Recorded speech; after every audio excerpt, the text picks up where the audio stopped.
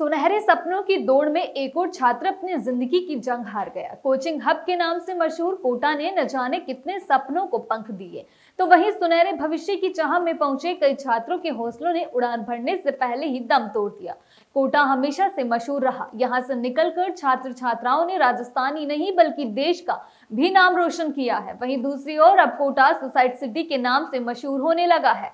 छात्र आंखों में न जाने कितने सपने लिए यहाँ पहुंचते हैं और फिर धीरे धीरे पढ़ाई के बोझ तले दबते चले जाते हैं और अपने सपने टूटने लगते हैं। ऐसे में कई स्टूडेंट्स अपनी जिंदगी की जंग भी हार जाते हैं। कोटा शहर के हर चौक चौराहे पर छात्रों की सफलता के बड़े बड़े होर्डिंग्स बताते हैं कि कोटा में कोचिंग ही सब कुछ है। यह हकीकत है कि कोटा में सफलता का स्ट्राइक 30% से ऊपर रहता है, लेकिन कोटा का एक और सच भी है जो बेहद भयावह है। एक बड़ी संख्या उन छात्रों की भी है जो नाकाम हो जाते हैं और उनके से कुछ ऐसे भी होते हैं जो अपनी असफलता बर्दाश्त नहीं कर पाते। कोचिंग की मंडी बन चुका राजस्थान का कोटा अब आत्महत्या का गढ़ भी बनता जा रहा है, जहां पर लगातार सुसाइड के केस बढ़ते जा रहे हैं। साल 2025 को शुरू हुए अभी कुछ ही महीने हुए हैं, उसके बावजूद भी 9 स्टूडेंट्स अपनी जिंदगी की जंग हार चुके हैं।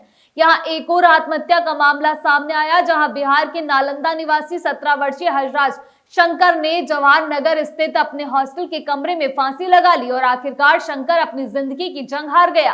जिस हॉस्टल में छात्र ठहरा हुआ था वहां एंटी हैंगिंग डिवाइस लगी होने के बावजूद छात्र ने आत्महत्या कर ली। लगातार बढ़ते ऐसे मामलों के चलते प्रशासन और कोचिंग संस्थान मानसिक स्वास्थ्य को लेकर कई उपाय कर रहे हैं, लेकिन उसके बावजूद भी आत्महत्या की घटनाएं थमने का नाम नहीं ले रही है। छात्र के पास पुलिस को कोई भी सुसाइड नोट नहीं मिला है। घरों से कोसों दूर बच्चे आंखों में सुनहरे कल का सपना लेकर कोटा का रुख करते हैं। यहाँ आते ही फंस जाते हैं एक ऐसी जिंदगी में जो कभी उन्होंने जी भी नहीं है। कोचिंग आने वाले कल के सितारे कबूतर खाने नुमा कमरों में दुबके हुए किताबों में उलझे रहते हैं। ये दबाव कई बार इतना बढ़ जाता है कि स्टूडेंट्स अपने सोचने और समझने की क्षमता भी भूल जाता है। छात्र अपने लिए पढ़ाई और मनोरंजन के लिए गतिविधियों में भी कोई निश्चित समय निर्धारित नहीं कर पाते, जिससे उन पर तनाव हावी होता है। ऊपर से 500-600 बच्चों का एक बैच होता है जिसमें शिक्षक और छात्र का तो इंटरेक्शन ही नहीं हो पाता। अगर एक छात्र को कुछ समझ न भी आए तो वह इतनी भीड़ में पूछने में भी संकोच करता है। विषय को लेकर उसकी जिज्ञासा शांत नहीं हो पाती और धीरे धीरे उस पर दबाव बढ़ता जाता है।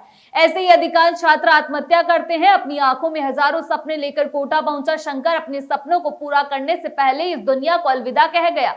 शंकर ने सिस्टम के लिए कई सारे सवाल छोड़ दिए हैं। क्या पढ़ाई का बोझ इतना बढ़ गया है कि शंकर जैसे जाने कितने ही लोग अपने जिंदगी को मौत से गले लगा लेते हैं। ये सोचने पर मजबूर कर दिया कि आखिर बच्चे क्यों बचपन से आगे बढ़ जिंदगी खो रहे हैं। अगली बार आपसे फिर मुलाकात होगी, तब तक के लिए इजाजत, नमस्कार।